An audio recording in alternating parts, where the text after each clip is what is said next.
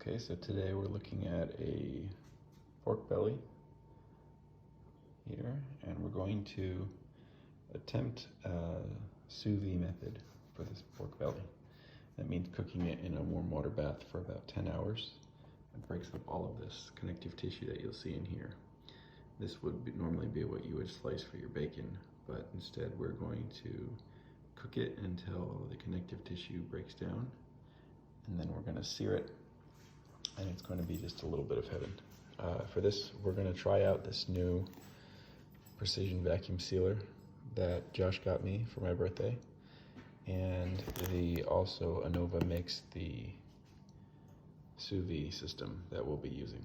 So let's give this a try. First thing you're going to want to do with this beauty is take off this skin that you see here.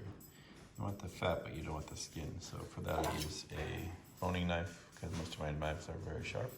So we're going to give that a try. I can't hold the camera and do that, so you're just going to have to trust me that I did it. Okay, so here we go. You have to trust me. I did this with the knife here, and peel off this big skin. Now, if we want to get creative, I might do something with this later. Make some Eskimo candy. But here you got the pork belly ready to go. And I'm going to cheat a little bit because I couldn't get the barbecue sauce that I normally like. So we got this slightly racist aso sauce and some hoisin and some ginger, and I'm going to add some 5 spice as well as soon as I find it. So I've further separated this now. We've separated the bones here. This pork belly came on the bone, so we're going to do something fun with these later. But we have here a nice solid piece of pork belly, and we're going to go ahead and prepare that. We have our makeshift Char Siu sauce, which Charlie just put her necklace in. Okay, so I got my Char Siu pork belly here. That's marinating up, and here are the ribs from that process. What I did was I just went ahead and put a little bit of a dry rub on them.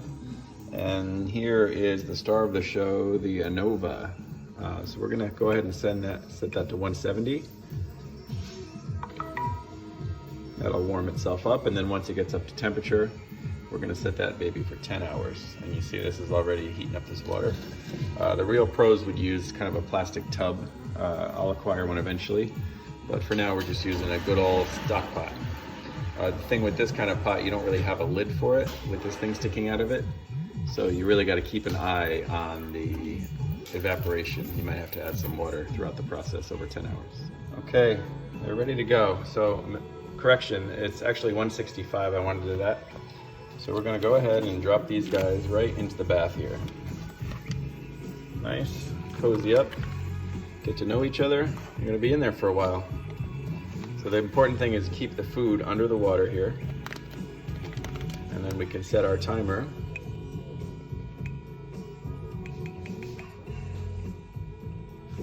Yep, that's right. Okay, we're about 5 hours in now with the sous vide. On this side we have the pork belly. It's doing just great. The water level is getting a little low, so it just shut itself off. So I'm gonna have to add a little water to that. Over here we have the ribs. I'm curious to see what these ribs do. They were attached to the pork belly, so I thought, what the heck, let's cook them up. So I gotta add some water here. And we'll be back. We have the next day. We decided to go ahead and refrigerate after they came out of the sous vide bath.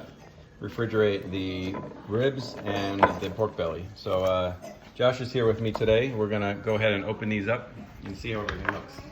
So the first thing, we're gonna take the ribs, which we just went ahead and throw in with the sous vide. I'm gonna see how these look. We're hoping that they cooked up nice and tender inside of that bag. It's actually stuck in there pretty good. So let's take a look at that. Feels pretty tender, so I think what we can do is just broil those off and put some nice sauce on them. And then we also have let's take a look at this. Get a paper towel. As you remember, we put the Char Siu sauce on this, so this has got that real red Chinese barbecue look to it. Let's see what that looks like. So what we're gonna do with the pork belly is we're gonna cube that up. We're gonna reduce that sauce, cook that down, and we're gonna cube this pork belly up into little pieces, and then we're gonna cook it, and then we're gonna broil it. So that's gonna be delicious. Cut this up into little pieces. Wow, that's tender. Cuts right through that. Get a look at the side profile there.